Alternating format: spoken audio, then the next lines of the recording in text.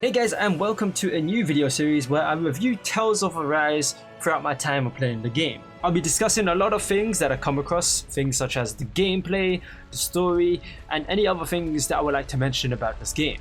In the end, as in the end of this video series, I'll give my overall thoughts with a spoiler-free review and another review with spoilers in it. That way you can hear my thoughts about the game each step of the way, so be sure to give the video a like and subscribe to the channel if you want to keep up to date with my videos. Also, there will be a lot of spoilers in these videos.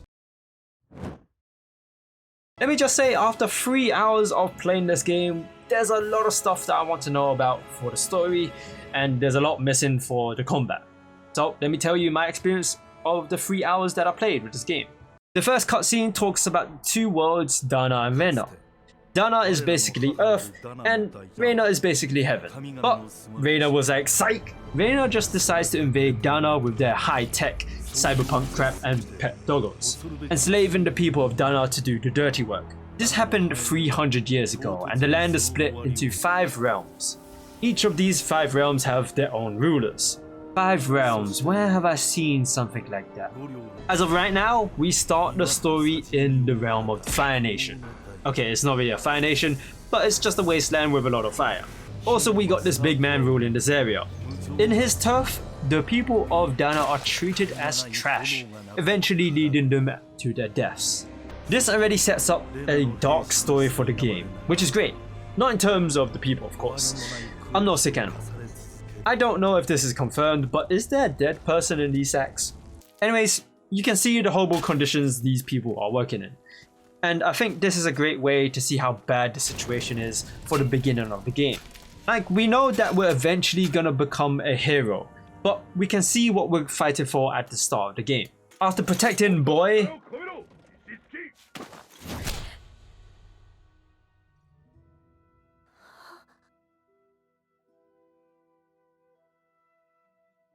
getting checked by Doc, knowing that man can't feel pain,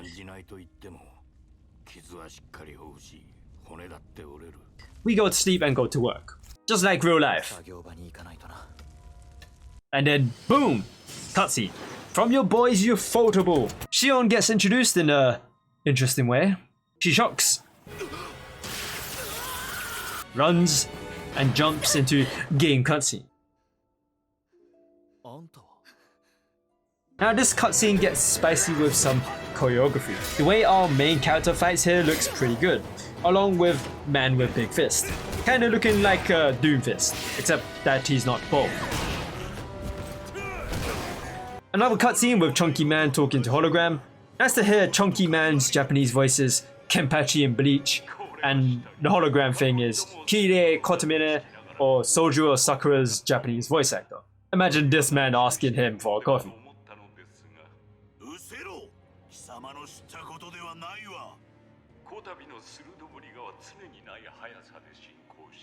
After all that, we wake up in a resistance base and get raided after. A classic type of resistance base things. Wow, it do be like that, huh? This is where we get into our first fight, and since I played the demo, you know this man had no chance.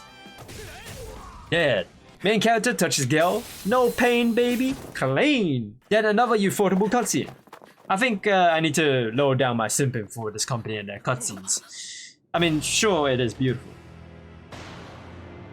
Yo, at this moment, he missed. He missed? I mean, I would miss as well. Yeah, let's not talk about that. She lets out fire. We get sword and learn the fire breathing technique.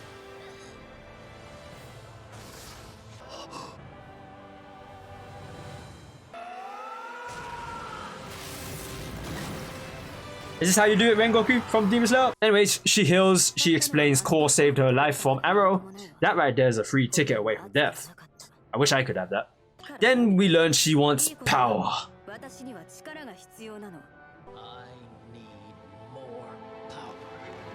Either way, with all this, we don't even know why she has this core in her in the first place. We're obviously gonna learn about it later, hopefully, but as of right now, we don't know anything, which is why I need to play more of this game. Now that's just the first hour of the game, and I just tried to slim down the important bits.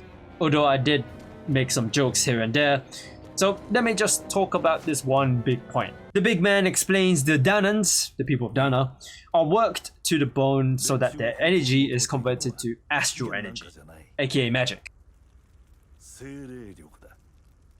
Their energy is then stored into master cores, like what Shionne has. Whichever realm stores the most energy, they get their victory royale and gets to be the ruler for the Renan motherland. Got a crazy story going on here. You got the people of Dahna just dying for the sake of a person being king or queen of Rena. Now that sounds like my cup of tea. Okay, but that's really messed up. It sounds like another story I know of, but I can't get an idea of it. But as I said, it's a really great story we got going on here. There's just one thing that I really want to know for now, which we'll probably hear later down the line. What is Shionne's true purpose? She said that she wants to take down all the rulers, but for what reason? Can't wait to see what happens next. The story's pacing is pretty good and everything is well explained.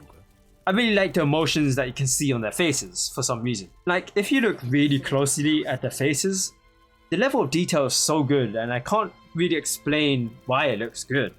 There's just something about it that I really like. The skits, the small manga panel cutscenes, are really good for learning more about the world and its characters. Definitely recommend watching them and I can't wait to hear more of them.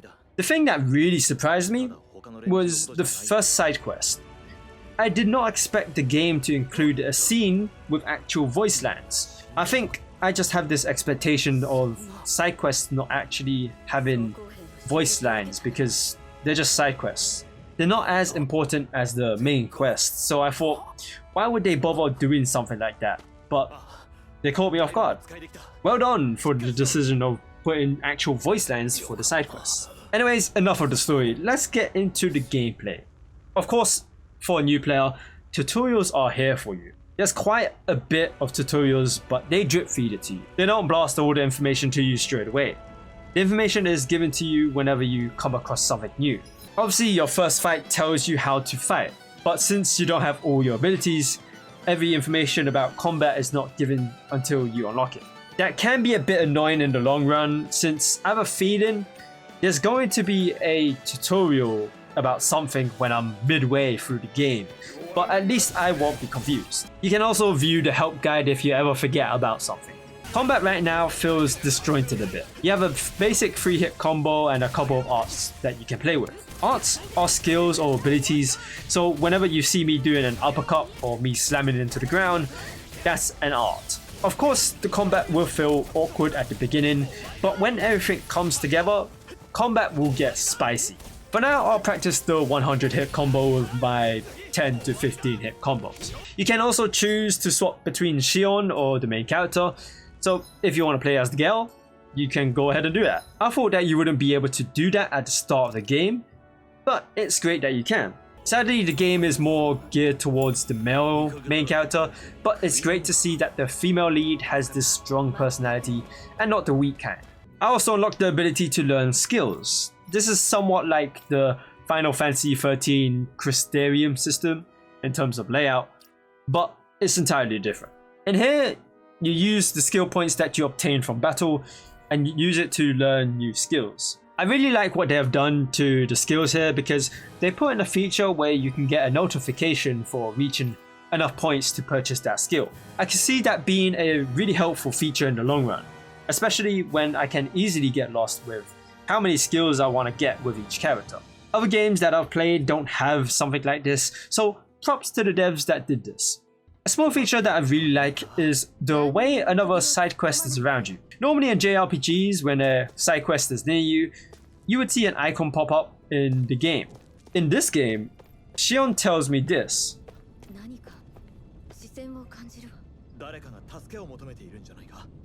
I found this to be quite unique. Like, if they didn't talk there, I would have definitely missed that side quest, with my dumb ass just wanting to do the main quest. I now left the game at a huge area where it has that open world feel, but this game is not exactly an open world game.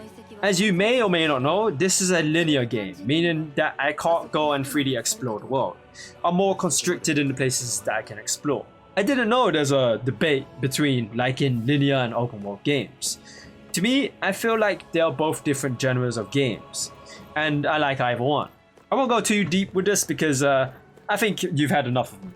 One more thing I like to point out real quick is the awesome art on the menu screen. I'm guessing this will change throughout each chapter of the game, so I'm looking forward to that. I think that's all I have to say for the game as of right now. For now, the game looks amazing, the story is really well written, the pacing is completely fine as well, so you won't get lost. And if you're a new player just like me that's jumped onto Tales because this game looks amazing, yeah, the story has nothing to do with the previous Tales of games, so it's completely fine for a new person like me to jump into the game. So that's all I can say.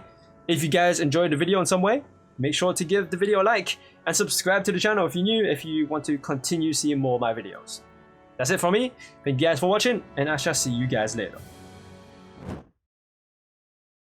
I did not pick up, Nick. Oh no! What the heck? I didn't jump enough. I didn't sprint and jump. Who sprints and jump, man? Come on.